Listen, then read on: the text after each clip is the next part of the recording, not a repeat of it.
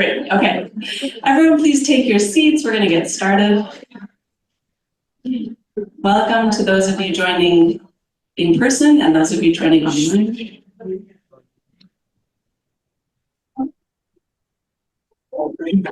Reminder to myself and to all of us to turn off our phones. About one of those things. Right.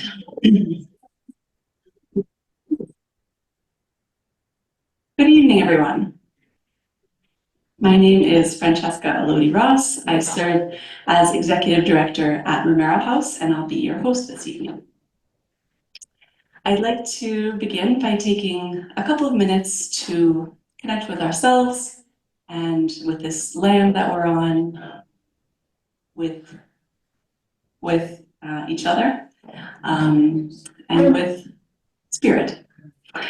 So we can start by taking 3 breaths, help us arrive in this moment and center ourselves, breathing in, out, and in, and out. I want to give thanks for the air that we breathe. I want to give thanks for the land beneath our feet. I want to give thanks for St. Martin in the Fields Parish for hosting us this evening, Father Hat and all of you here, and for their beautiful stewardship of the gardens surrounding this parish that those of us in the neighborhood have the joy of experiencing throughout the year. And I want to give thanks for these are the traditional territories of many Indigenous nations, including the Mississaugas of the Credit, the Haudenosaunee, the Chippewas, the Wendat, and the Anishinaabe. Thank you. I give thanks for the gift of life, for the safety and freedom that we have to gather together, and thinking of those who do not have that safety and freedom. I pray that our hearts and minds are open tonight to listening, to learning, and to sharing with one another. Finally, I want to give us a moment to connect with each other. So I invite you to take a minute and introduce yourself to someone sitting near you who you don't know yet. And those of you on Zoom, you can introduce yourselves in the chat.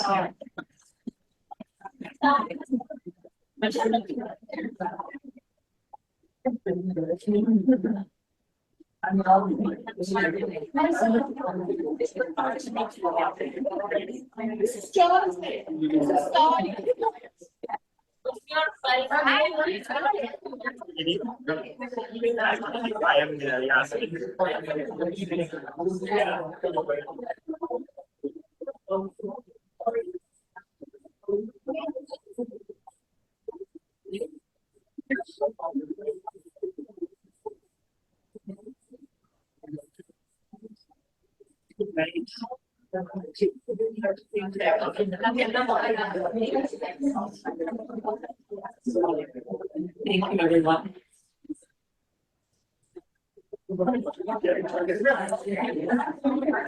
And you're all such fascinating people that I'm sure you could continue chatting the rest of the evening. We're going to begin. Welcome to the 2025 Howcroft Lecture. This event honors the legacy of Lauren Howcroft, who was the first chair of the Romero House Board. And Michael McMorrow will share a few words about him in a moment. We're privileged to have Dr. James Orbinski as our speaker this evening. Dr. Orbinski is a distinguished physician, humanitarian, and former president of Doctors Without Borders. Most of you know Mary Jo Leddy, one of the founders of Romero House, and it was her idea to invite Dr. Orbinski to speak. I was skeptical, as I can sometimes be. I thought he's busy, he's very important, it's not very much notice. but it was not the first time that I have doubted Mary Jo and learned my lesson. The response from James's assistant to Mary Jo's invitation was swift. James would be honored to speak at your event. In fact, he said he would walk to the ends of the earth for you.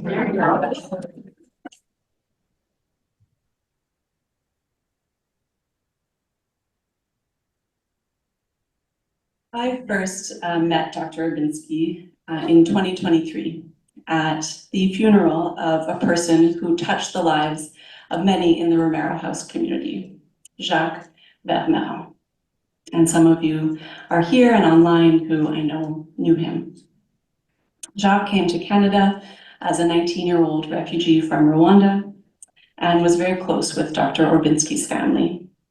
I met Jacques in 2009 when I was doing a year-long internship at Romero House. And he died suddenly in 2023, and it was a blow for many of us. Dr. Orbinski delivered the eulogy at Jacques' funeral, and it was poignant and thoughtful, and I know brought comfort to his family and many of us who loved him. So thank you. I was eager for Dr. Orbinski to speak and to deliver this year's Howcroft Lecture because of his work in humanitarian crises around the world, some of which have created refugees that we've seen at our doorsteps at Romero House, such as in Rwanda and in Sudan. The number of people forcibly displaced around the world reached 122 million in 2024. And I'm interested to hear Dr. Orbinski's reflections as a Canadian who has seen some of the persecution, conflict, violence, and human rights violations that force so many people to flee their homes. Despite the rising need around the world, the rhetoric in Canada is more suspicious of migrants than it has been in my lifetime. And we need to talk about this. Some people like myself who love refugees and migrants don't want to talk about it. And we hope that eventually the opportunistic politicians and right-wing media will go away. But they won't. And if we don't talk about it, they will win these arguments. At Romero House, we are blessed to walk alongside people seeking refuge every day. We do it because of the richness that it brings to our lives and because we should. And we must talk about this duty to welcome the stranger, the duty and the joy of welcoming the stranger. We must talk about it to strengthen our resolve and to spread our message in our communities, in our families, in our workplaces, in our friends groups. I'll be honest and say I don't know exactly what Dr. Orbinski is going to talk about this evening, but with his breadth of experience and his eloquent voice, I am very eager to listen.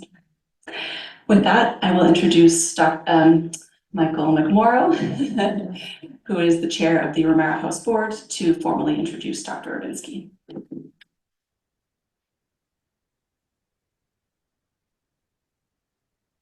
Good evening and welcome, everyone. Lorne Howcroft was a beloved educator who was instrumental in the development of Romero House. He was a man of deep faith with an unwavering belief in social justice, who lived his life with one hand on the gospel and the other hand on the newspaper. And so it is fitting that we tonight have as a guest speaker a person of kindred spirit in Dr. Orbinski. Now, Dr. Orbinski is the principal of Massey College and a full professor at U of T's Faculty of Medicine. He's also cross-appointed to the Monk School of Global Affairs and the Dalla Lana School of Public Health. In 1998, Dr. Orbinski received the Governor General's Meritorious Service Cross for his work as head of mission for Doctors Without Borders during the 1994 Rwandan genocide. The following year, as president of that organization, he accepted the Nobel Peace Prize. In 2008, Dr. Orbinski was the subject of an internationally acclaimed documentary and also authored a best-selling book, which won the Writers' Trust Award. In 2009, he became an officer of the Order of Canada in recognition of his advocacy for those who have been silenced by war, genocide, and mass starvation. Now, throughout his life and work, James always asked the question, how am I to be? How are we to be in the face of the suffering of others? Now, that's a question that Mary Jo and Lauren and Jack and Francesca and many other staff and volunteers of Romero House have endeavored to answer in the 34 years that they've been walking with refugees. And so now it is my privilege to present to you Dr. James Orbinski.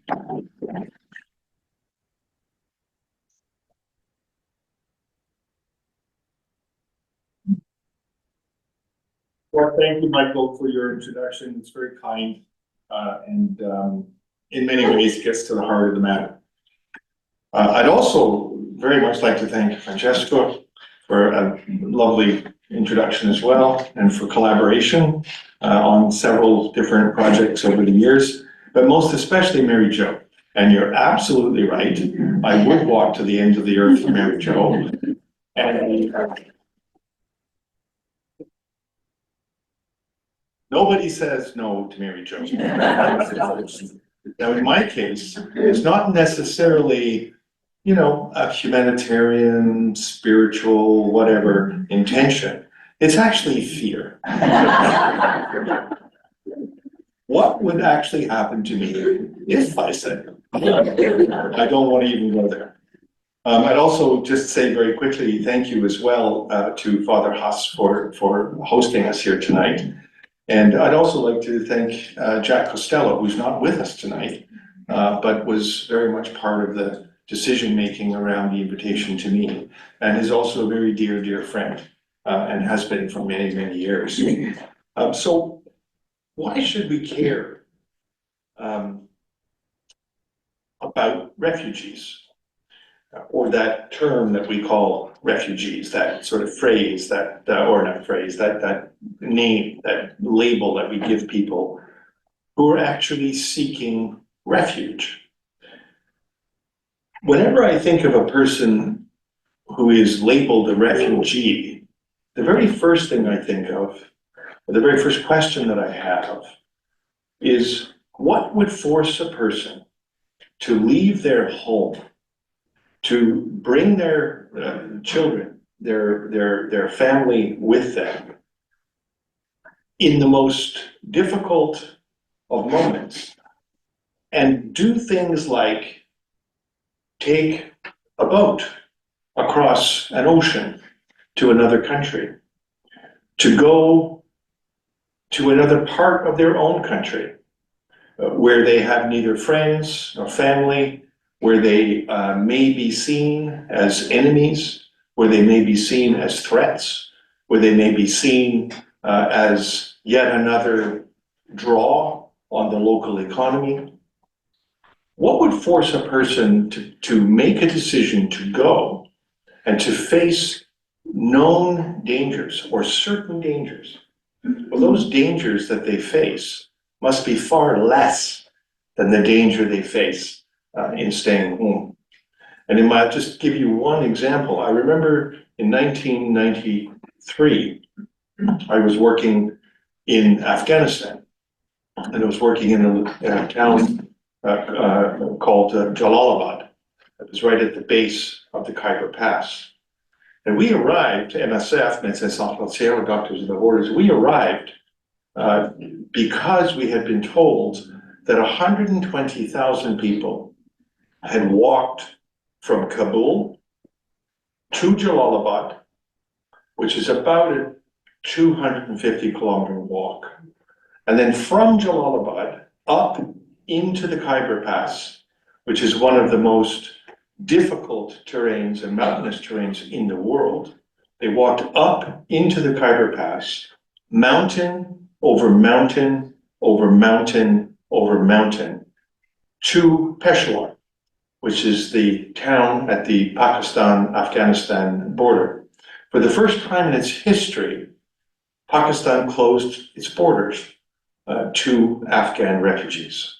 That group of 120,000 people turned around and they walked again through the Khyber Pass, over mountain, over mountain, over mountain, back to Jalalabad, where the Shura, or the governing council, were very suspicious of this particular group of people, of their ethnicity, of their political allegiances, in the then context of the emerging civil war between the rise of the Taliban or as adversaries to the Mujahideen.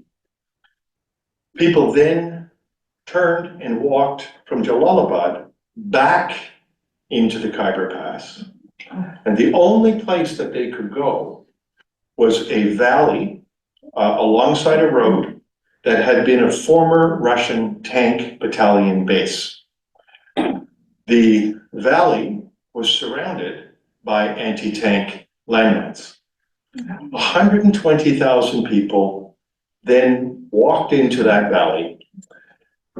And as, excuse me, as a doctor with MSF, some of the memories that are vivid even today in my mind are looking at the swollen legs, the torn, bloodied feet, the mothers who had lost children along the way. One particular mother who had carried her dead child, her dead infant with her, so that she could give him a proper burial. That's the reality of a person who is seeking refuge. That's the reality of a person who is internally displaced. That group of 120,000 were still inside their own country. But the reality of warfare in Kabul and the specificity of them as a particular ethnic group meant that they were safer, or that the risks that they knew they would face were less than the risks that they would face by staying in their homes in Kabul. And as Francesca has said, today there's now 123 million people around the world who are either internally displaced or who are refugees. That's the highest number since the end of World War II. And that number is increasing steadily every single year. And it is increasing very much in relation, excuse me, to the changing geopolitical context in which we find ourselves. Now, here in Canadian society, we've often asked, why should we care and why should we support refugees or those who seek refuge? Well, in the last 45 years, Canada has accepted about 1,100,000 people who are formally refugees. And most of those people, in fact, the vast majority of that 1,100,000 have made and continue to make enormous contributions to Canadian society. Despite the fact that when they arrived here in Canada, more than 95% of them had $0 in their pocket. They were absolutely penniless when they arrived here in Canada. And despite the fact that most people had to learn a new language, also had to learn a new culture, also had to care for their own children and their own spouses, and had to face that enormous challenge of being alone among what they would certainly hope would be friends. That 1,100,000 people over the course of the last 45 years have done extraordinary things themselves. The vast majority have embraced opportunity for a better life, making huge contributions, not only to our economy, but also to our cultural diversity, to our way of seeing ourselves, and to our way of seeing ourselves in the world.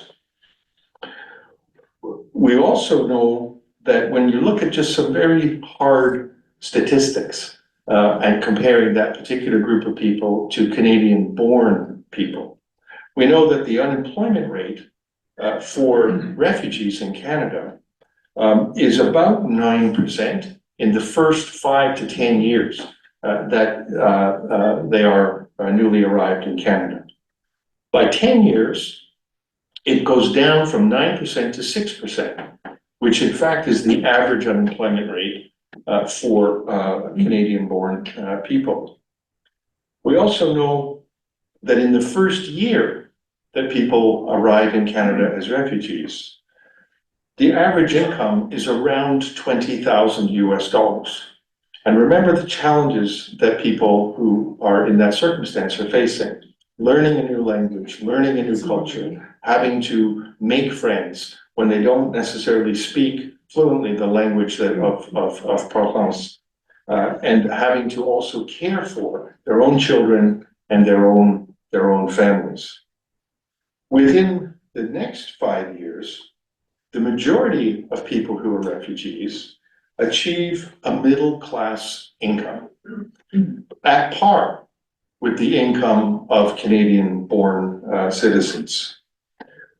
Within, excuse me, about 23% of refugees within 5 years become earners of around $40,000 to $80,000 a year, which is at par with about 27% of Canadians. So 23% of refugees earn that amount of income, which is pretty much or pretty close to the 27% of Canadians who also earn that amount of income. And let's remember that anyone who is earning an income is also paying taxes. So within a very, very short period of time, the average refugee or person who was a refugee on arrival is at par, essentially, with Canadian-born citizens. There are differences. Skill levels within the refugee group. About 51%, or half or slightly more, have either completed or do complete a high school education or complete high skill level education, whether that's high school, college, university, or graduate studies or postgraduate studies. And about 16% of that group are actually what are categorized as highly skilled people. People who are doctors, lawyers, architects, managers, and so on. And so in a very short period of time, people who are refugees on arrival become essentially at par with Canadian-born people. 14% become entrepreneurs or start their own businesses. And that compares to 12% of people of a similar, Canadian-born people of a similar age. We also know that home ownership, and this is a bit of a difference, but not much of a difference. 65% of refugees become home owners within 10 years of their arrival here in Canada. And that compares, by age cohort, that compares to about 79% of Canadians of a similar age and economic status. So there is a difference there. And that difference is largely accounted for by transfer of generational wealth that they do not obviously have privy to. And so the idea that somehow refugees or people who are seeking refuge are by definition a perpetual burden on the society that has welcomed them is just simply not true. In fact, the opposite is true. They make enormous contributions to the country, enormous contributions to culture, and enormous contributions to how we come to see ourselves, and how we then, therefore, can or might come to see ourselves as a people and as a nation in the world of people and in the community of nations. Now, that world and that community of nations has long, since the end of World War II, has long been committed through the creation of the United Nations, the UN agencies, the Bretton Woods institutions, for all of their faults, have long been committed to the so-called development project, and have also long been committed to humanitarianism and to creating an architecture of institutions and funding that allow for the provision, or at least in theory, allow for the provision of humanitarian assistance and protection to people in need, and most especially to people in situations of war, social unrest, or disaster, natural or man-made. That project, in that project, we set aid targets. And the target that was set, that the majority of the community of nations agreed to, was set by our own Prime Minister, Lester B. Pearson, in 1970. And he set a target of 0.7% of GDP, or gross domestic product. And the target was came with the invocation that every nation should be giving at a minimum 0.7% of its gross domestic product value to overseas development assistance, or to the development project, as it was then called. The world, largely through the OECD, which is the organization that represents the wealthiest countries in the world, the Organization for Economic Development, staggered in various ways toward that objective. And I think it really did. I don't want to go into the long history of the 0.7% target, but I think it reached its peak under Tony Blair and Brown, who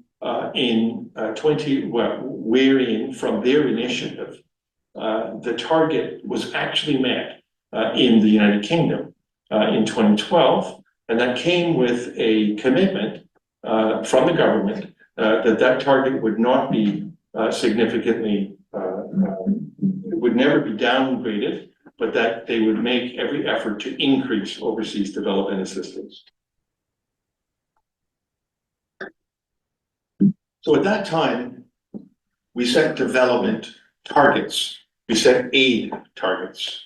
Well, here we are now in the year 2025, and development is a target.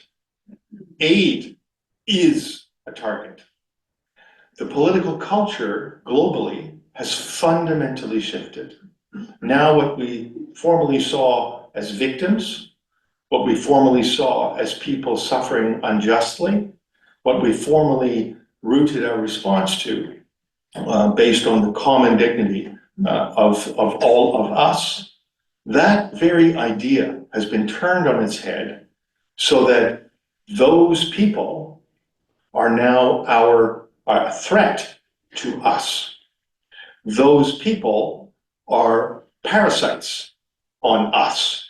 Those people and that system is a system that bleeds the wealth and prosperity of us away from our own needs, our own community needs, and is a fraud, right? To use Donald Trump's word in describing the international system.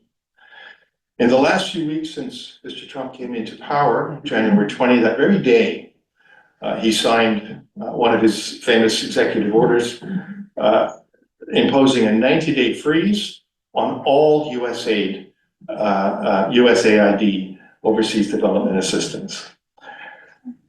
That is really significant. And not only did he impose a freeze, he also fired about 98% of all people working for USA. The agency has been effectively shut down. Now that is really, really significant. Why? Because the United States has funded, since the founding of the United Nations, every single year, the United States has funded about 50% of all overseas development assistance, all humanitarian assistance, and all support for UN agencies. Now, many people will be shocked to learn that, but that is a fact. In the last 15 or so years, the proportion of overseas development assistance and funding for UN agencies that the United States has actually paid has diminished every single year. It's still at a minimum, and this is only for direct humanitarian assistance, it's still at about 30%. So that is a profound amount of money that the international humanitarian system, the United Nations multilateral system, and the United Nations itself depends on for its very viability and its very functionality. What we've seen since that spending freeze, we've seen about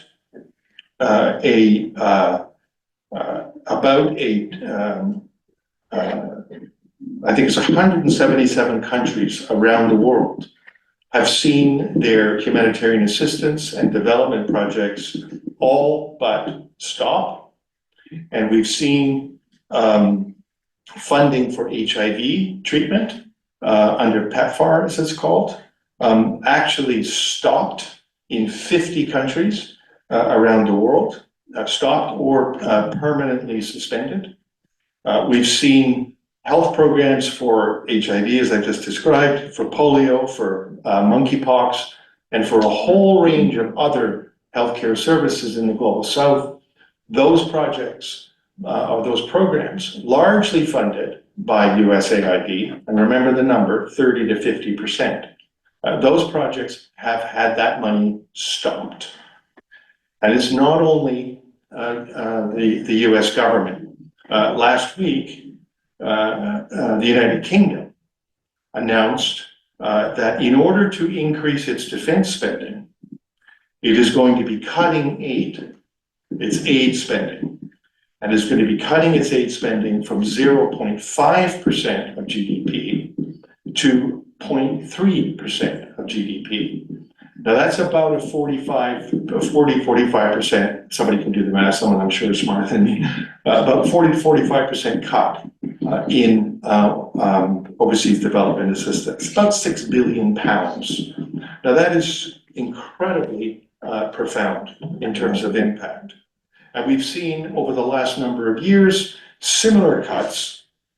This thing is slowly dripping down. We've seen similar cuts by France, by Germany, Belgium, Holland, and the question is, will Canada cut if Mr. Poilievre is elected? And the question also is, will Canada cut if there is a Liberal government? The pressures internationally, geopolitically, are shifting and are concentrating and are becoming increasingly profound in terms of security. And in terms of realigning and repositioning alliances in relation to great power rivalries. This has all been accelerated in the last 4 weeks, and it is certainly going to accelerate over the coming weeks. In fact, one salvo in that particular realignment may actually come true tomorrow. When the Trump administration imposes tariffs on Canadian exports to the United States. That will be one step in a very complex realignment of allies, partnerships, trade blocs, security partnerships, and so on.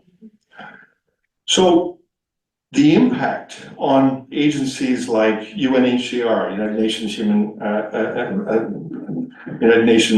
Humanitarian Commission for Refugees, PEPFAR, for Gavi, for the Global Fund for AIDS, TB, and Malaria, for UNAIDS, for WHO, which the United States has actually pulled out of. And again, remember, the United States provided about half of all funding to the WHO. When you lose half of your budget, half of your income, it radically affects what you can do. It's just think of your own household. Imagine that your income today was $1,000 a month, and then suddenly tomorrow it's $500 a month. You still have all of the same expenses, all of the same responsibilities. It means that you must take a whole new approach to what you're doing. It also means that the degree of commitment on the part of nation states to, do you want some water here if you'd like? It's okay. Commitment of nation states to their international project, that commitment is very seriously waning and very seriously demanding a reorientation. And I think it's really important that we recognize this moment, that what is actually happening here. It's also important that we recognize what those institutions have meant and what they might mean. With the founding of the United Nations, and remember, remember if you've read some of the things that I write, you will know that I think that the United Nations is a deeply imperfect organization. However, I feel very strongly that it's an organization that we must support. And we must also demand from it reform and reorganization so that it's more fair, more just, more equitable. But it's very important to recognize that the creation of the United Nations is the first time in human history that as a collective of human beings, that we have an institution, a place for governance, a place for debate, and a place for engagement on particular issues of common concern. It's also, again, not to belabor the point, it is a deeply flawed institution. The veto power of each of the 5 permanent members of the Security Council represents a power that existed at the end of World War II. It does not represent the reality and the configurations of power in 2025. Walking away from that institutional framework, and that framework, I just remind people, also gave rise to, for example, the International Criminal Court. The International Criminal Court came into being in 2002, and it came into being after international tribunals in Cambodia, in the former Yugoslavia, and in Rwanda. And it came into being largely because of a global normative consensus that we had to build an appropriate institution that could adjudicate over war crimes, crimes against humanity, mass violations of human rights, and that it would need to do so in a manner that is in accord with basic principles of justice and basic principles of fairness in the pursuit of a particular legal process. The International Criminal Court was created, and it came into force in 2002, and was very much a function, although it is separate from the United Nations, just like the International Court of Justice is separate from the UN.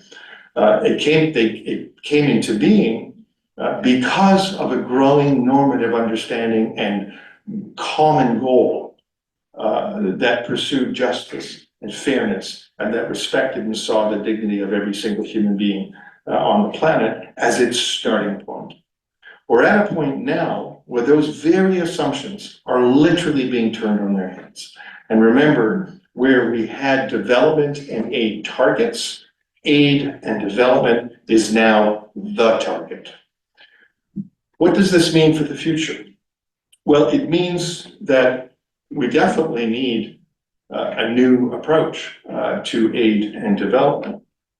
But the question then becomes, what will that look like when the very countries that gave rise to institutions that pursued development and promoted humanitarian assistance and actually delivered humanitarian assistance, that those very institutions are literally collapsing around us. It also calls into question, what will be the role of the West? The West is certainly turning inward and is now being dominated by its own security concerns, which means then that other great powers like China, the Gulf states, and others, not only will, but are stepping in to that role.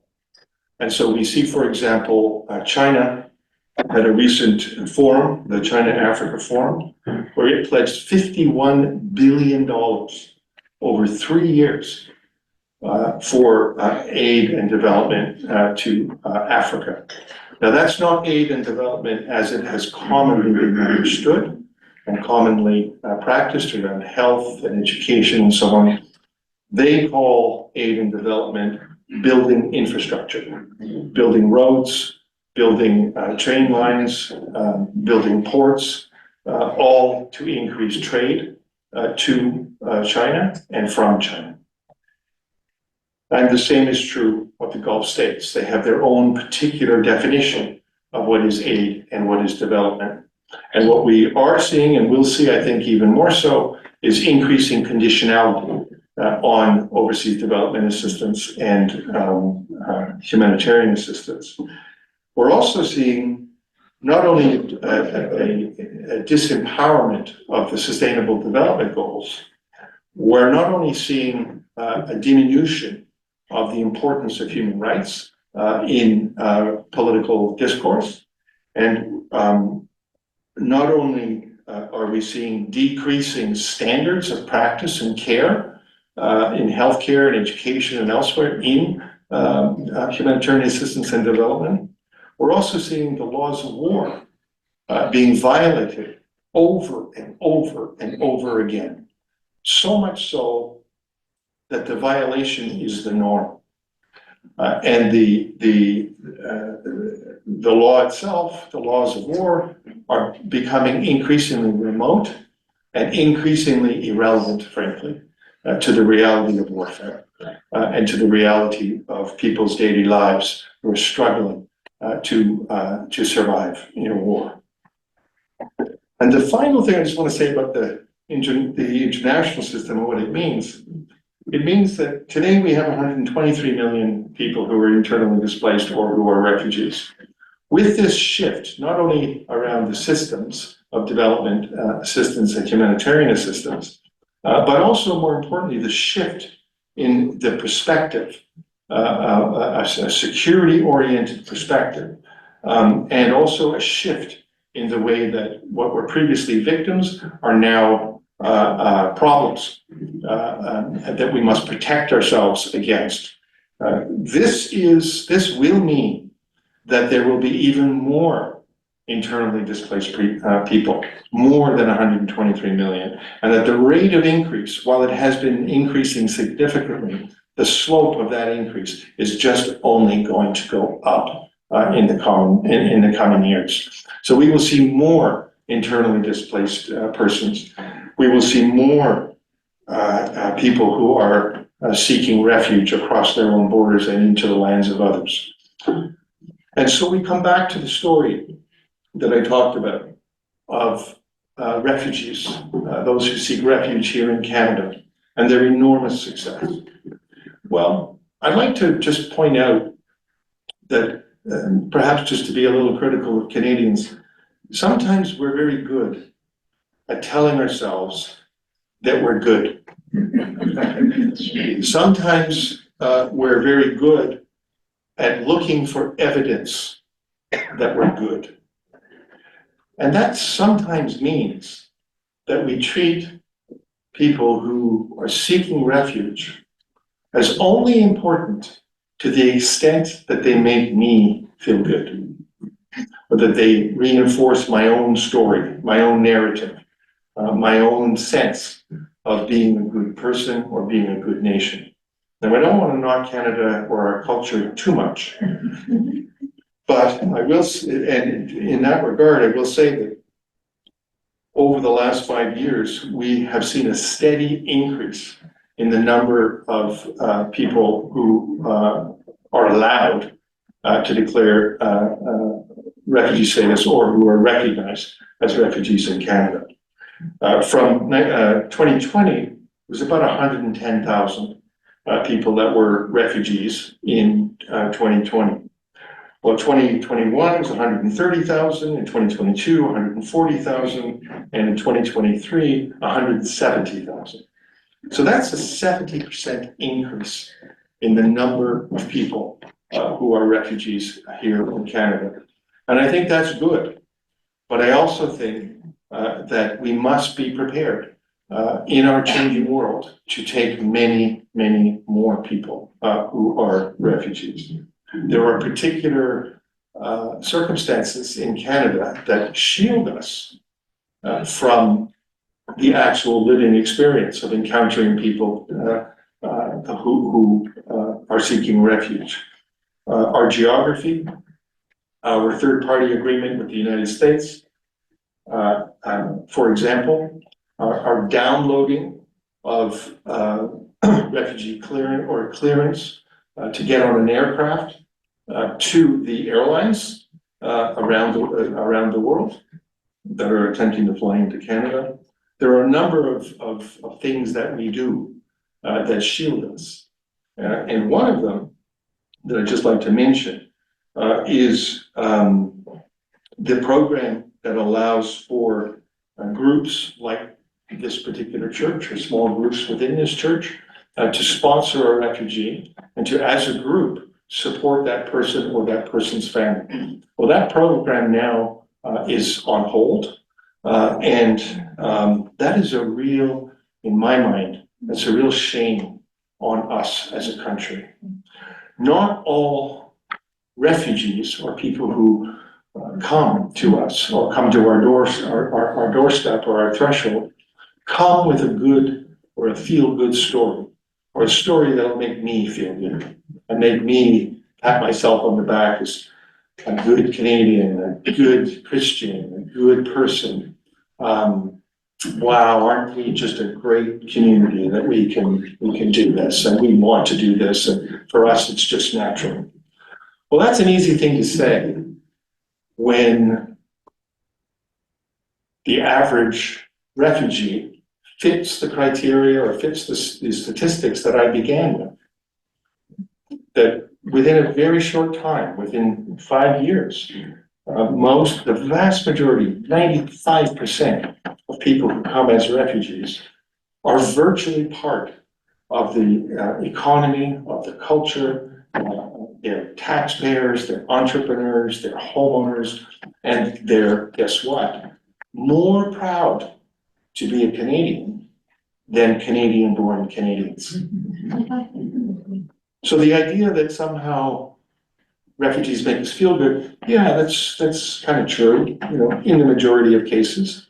And with that group, that 95%, that just validates just how great we are. But not all refugees come with a feel-good story. Not all refugees come with a desire to make you feel good about yourself. I'm just going to tell you very briefly about Jacques, a friend of ours. And I hope in the telling, we will realize how important the commitment of Romero House is, how important the actions and the prayers, but frankly, more important, the actions that the Romero House community brings to bear for people who are refugees.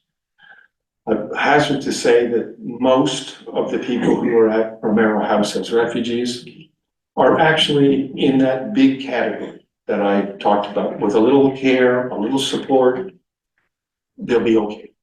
They just need encouragement. They need a short period where a little bit of support will go a very long way. But there are people at Romero, and there are people in Regent Park, at the Regent Park Community Center and shelter. There are people at shelters across the city who are refugees and who don't fit that nice story that I just told you about the majority of refugees.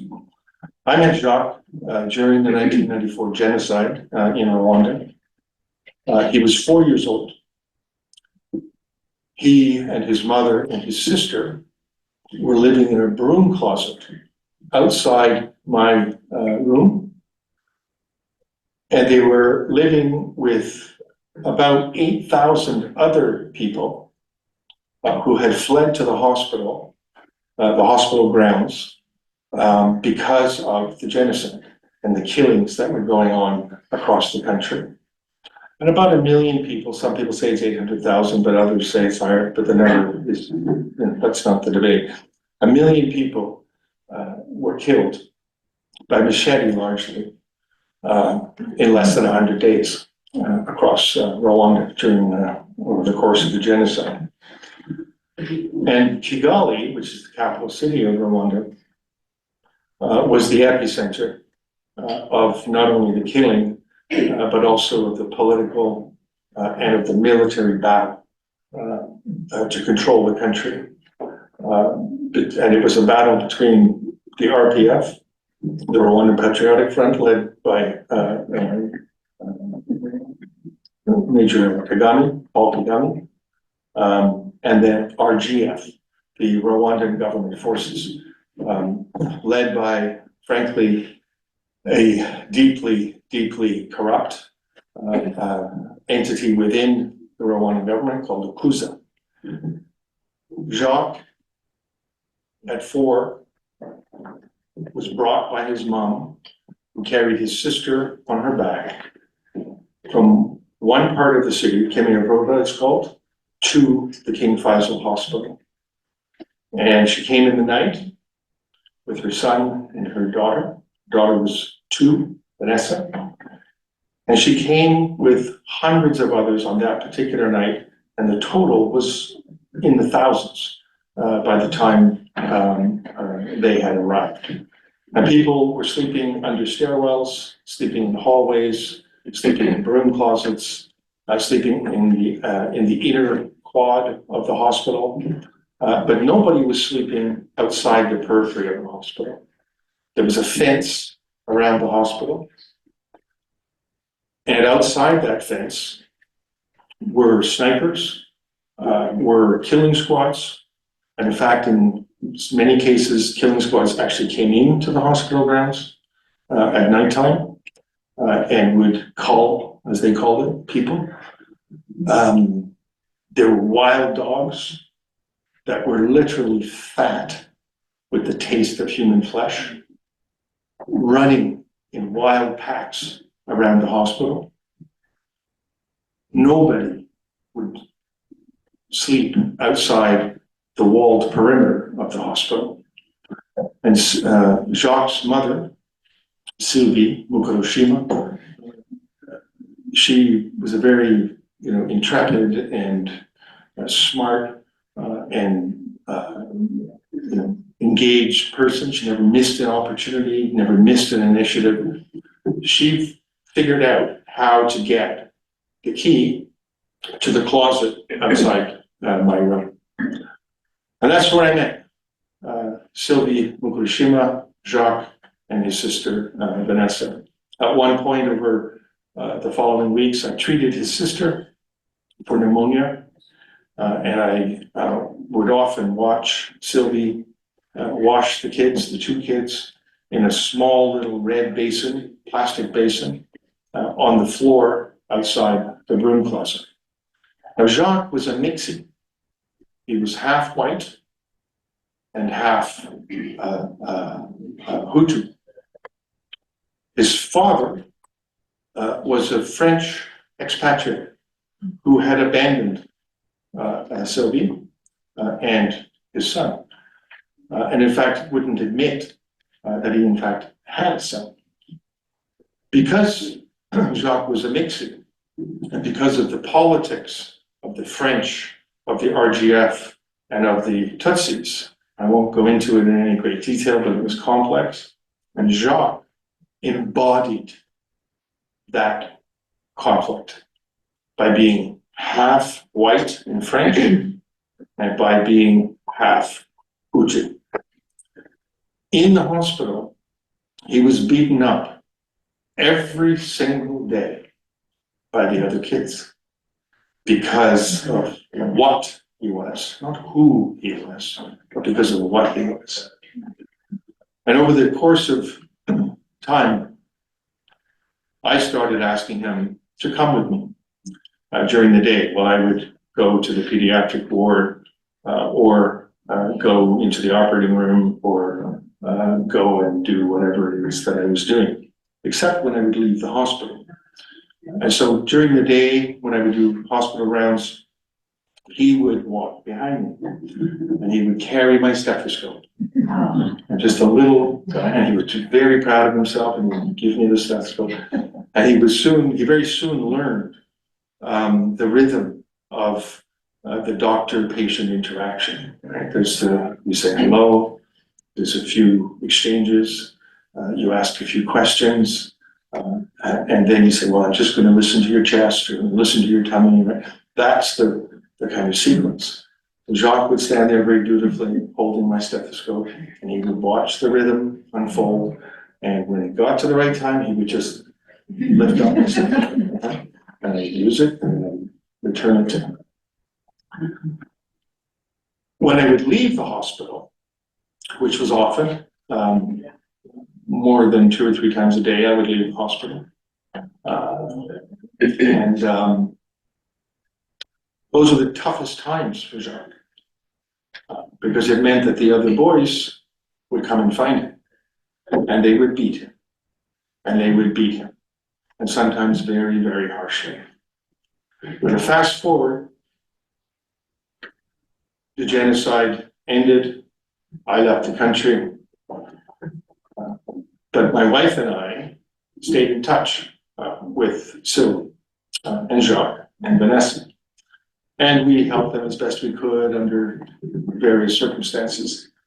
And I would go to Rwanda several times over the ensuing years. And every time, either when I was traveling alone or I was traveling with my wife, we would always find Sylvie and Jacques and Vanessa. Now, every single time we went back, they were in a different city. They were in a different location. Now, why? Because as Jacques grew, and as the politics around the French government and the now RPF Rwandan government, around who shot down the plane of the RGF or the Rwandan government in April of 1994. Many thought that it was the French government. The French government was accusing the RPF of having done it to catalyze their invasion from Uganda to defend the Tutsi people and so on. So in the context of that political battle between the French government and the Rwandan government, being a mixie was deeply, deeply politicized. And Jacques, as he grew from this, and as people will remember, he was about that, as he grew from this to that, he was more and more targeted, more and more brutalized, not only by other kids, but by teachers, by some of the healthcare professionals that he interacted with, just seeking normal medical care. And mixies like him were overtly targeted by various political parties within Rwanda. And so his mom had no choice but to move. She became, in effect, an internally displaced person with her children, moving from a known danger to her son, a danger that was becoming increasingly brutal and increasingly life-threatening with every single attack that happened. She left, she had no choice but to leave here for there. Eventually, Jacques made his way to Canada, and he came to live with myself and my wife and our 3 children. And we got him a lawyer, of course, and he was acknowledged as a refugee, and he achieved refugee status. He lived with us for about 1.5 years, just under 1.5 years. And during the first few months of that it was great. He was French speaking and also Kinyarwanda speaking. And so we got him into an English language course, got him a part-time job at Massey College, helping with the maintenance and so on and so on. And he was very, very happy at first. But the memories, the uncertainty about his own family, about his mother, his sister, he also had 2 brothers who were much older. The uncertainty about his own family, it was all just too much for him. He started smoking marijuana increasingly, and I had 3 young children, and he was at first incredibly polite, incredibly just a wonderful, warm, kind, loving young man. We have pictures and videos of him feeding my daughter, who was just a toddler at the time, of him sitting with my boys on his lap, trying to read to them in French and teach them French, of playing hockey for the first time. We took him out to Winnipeg to see Rolly, my wife's parents, and it was the first time that he had seen such incredible snow, and he was just full of delight and glee at the experience.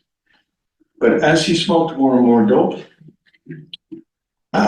he sometimes came to dinner and he was stoned, and it just got worse and worse. And my children said, "Daddy, what's wrong with Jacques? Why does he keep looking at the ceiling?" And over some time, I said to him, "Jacques, this has to stop. You cannot be doing this in this house." "Oh, yes, I promise that I'll never do it again." And then a few weeks later, and then it would just escalate again. And at a certain point, he was stoned a lot. And I was, as a father, 3 young children, I was very, very concerned, and so was my wife. And so I called Mary Jo. And I asked Mary Jo, I explained the situation, and I said, "Yes, I know this happens. It's not going to be easy, but we'll do our best. So send him over." So we went over, and Mary Jo very graciously, very kindly, took Jacques into the house, into our house, without judgment, but also with clarity about what was expected in the community. And the staff were wonderful. And like many, they fell in love with Jacques. He was fantastic. He had a smile that could light up a room. Just the most incredible kid.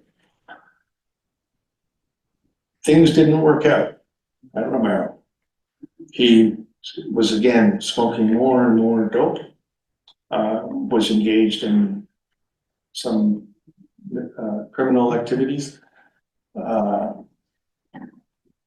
We then organized for him to move in with a friend of mine Leo Cabalessa, a Rwandan, who said, no, I know what he needs. He needs a Rwandan man.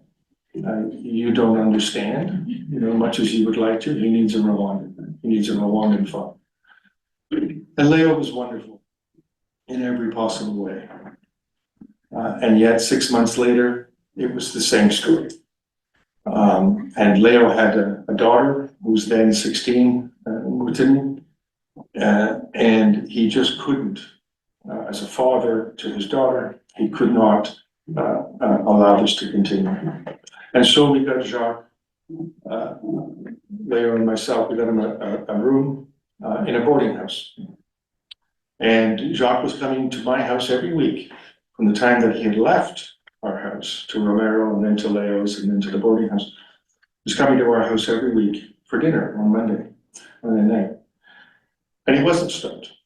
He knew. And but there were 2 weeks where he didn't show up. So I called Leo, I called Romero. Have you seen John? Have you heard from John? And there were many people at Romero and beyond at Massey and elsewhere who were deeply involved in his life. I called many of them, and nobody had seen him. So Leo and I went to his rooming house, and I actually broke down the door, I'll tell you that in all honesty. The landlord wasn't going to let me in, so I just broke down the door. And there was Jacques, standing on a milk crate, naked, with all kinds of religious symbols and words scrawled all over the walls. Bean cans, tuna cans, cigarette butts, roaches, everywhere. And it's a wonder that he didn't burn down the house, because in the bed there were all kinds of cigarette butts and everything else. And it was very obvious to me that he was catatonic, and that he was having a catatonic schizophrenic episode. So I brought him down to CAMH, and he was admitted, and I'll skip the rest of the story. But what I'll tell you is that he was in and out of CAMH for some 14 years. And I was his medical substitute decision maker. And I don't know how many times I was down in CAMH, meeting with psychiatrists, meeting with Jean. I don't know how many letters I wrote to judges asking for leniency for the crime that he very almost clearly and certainly had committed. He was now into crack and then into harder drugs. And despite the efforts of so many at Romero, Leo, people at Massey, other people who I don't want to name, despite the efforts of many people, Jacques' demons were just too powerful. The memories of what he had lived, what he struggled with on a daily basis, were just too much. And 2 years ago, he was found dead in an alleyway in downtown Toronto. And he had died of a massive drug overdose. And he was the person who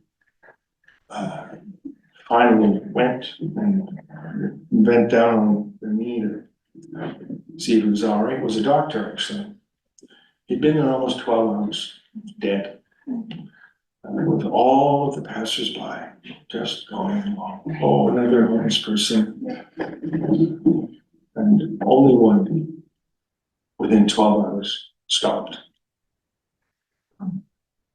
Now, Jacques, I also want to say this is very important. However difficult it was made easier.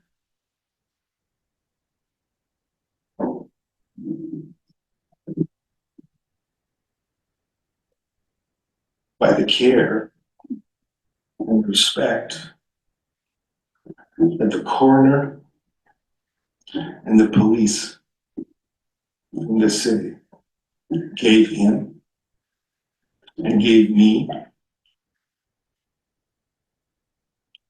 He, as a person who had died very visibly as a drug addict on the street, the police, the coroner, the forensic team that looked at him, they were so kind and they were so respectful. And I would just say that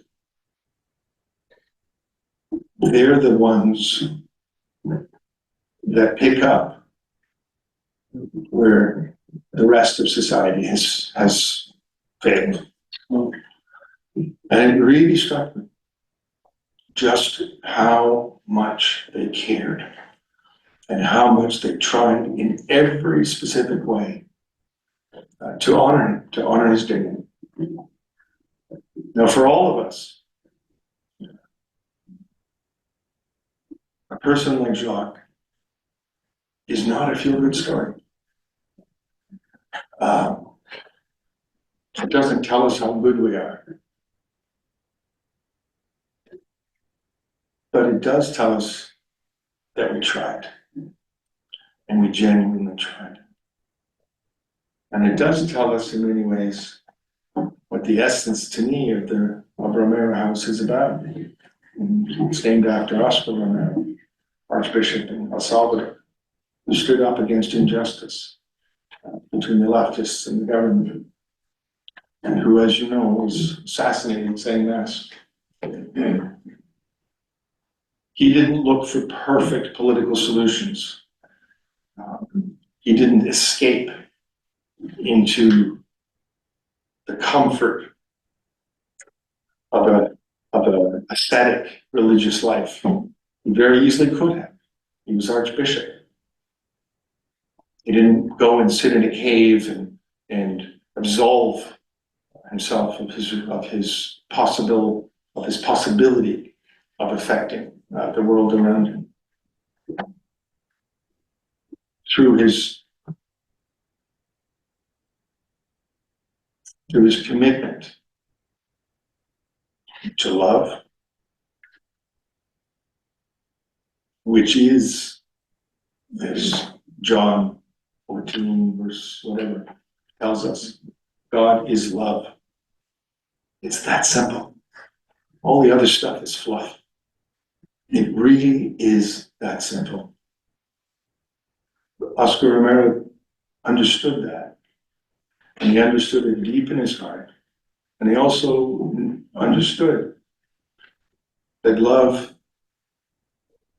is an action, even in the face of imperfection, even in the face of uncertainty, even in the face of trying to help a person who you know is truly, truly struggling, and who you know is not going to give you that feel-good story where I can say, well, I'm a good person, I'm a good Christian, I'm a good community.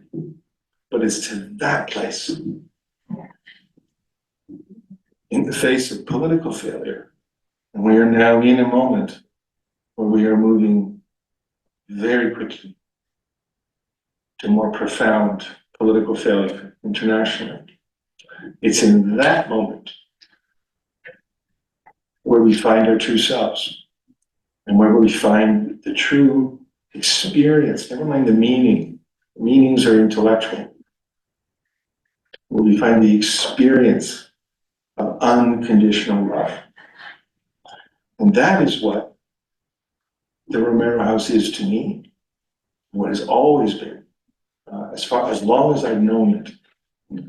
As long as I've known Mary Jo, as long as I've known Jack Costello, that has always been its essence. And I will say in closing, that how we choose to see the most vulnerable among us, how we choose to be in relation to the most vulnerable among us. It's that place where we could truly discover the meaning of the word love and truly discover through our action what it means to be genuinely compassionate toward the suffering of another human being. I do want to just also say that in the Vedantic philosophy, or the philosophy that gave rise to Hinduism, to Buddhism, Jainism, so on,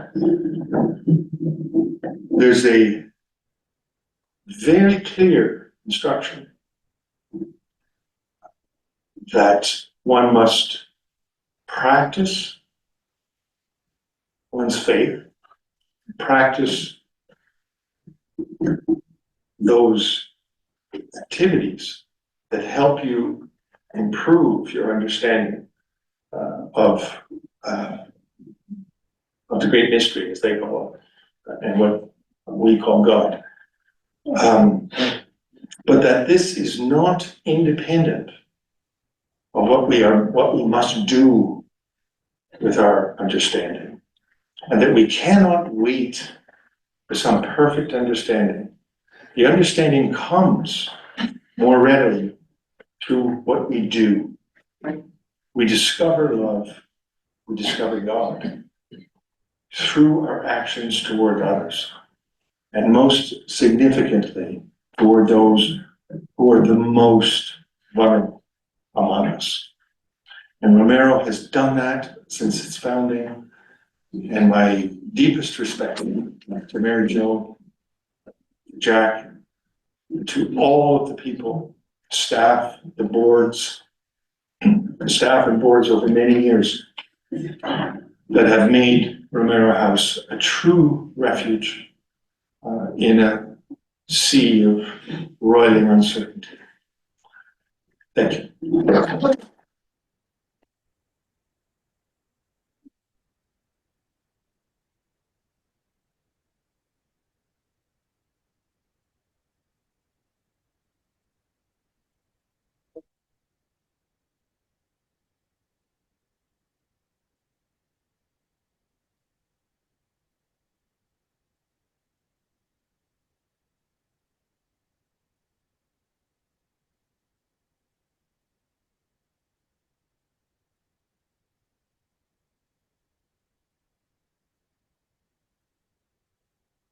Thank you so much, James, for those moving personal stories, political stories.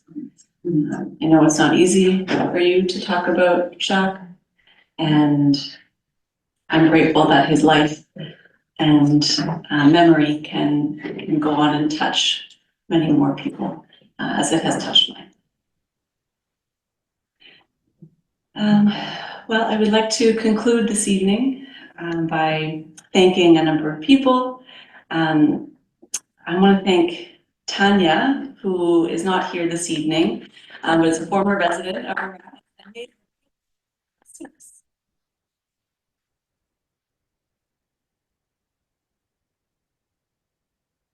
all of the staff and volunteers at Romero House, whose dedication and hard work made tonight possible.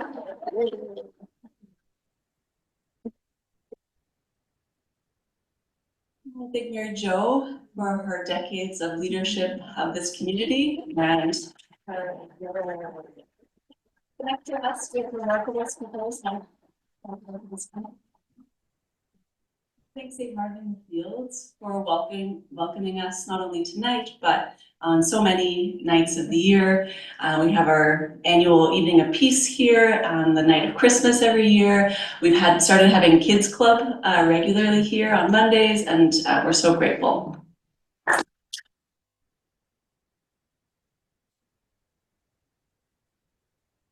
Thank all of the supporters of Romero House here and online.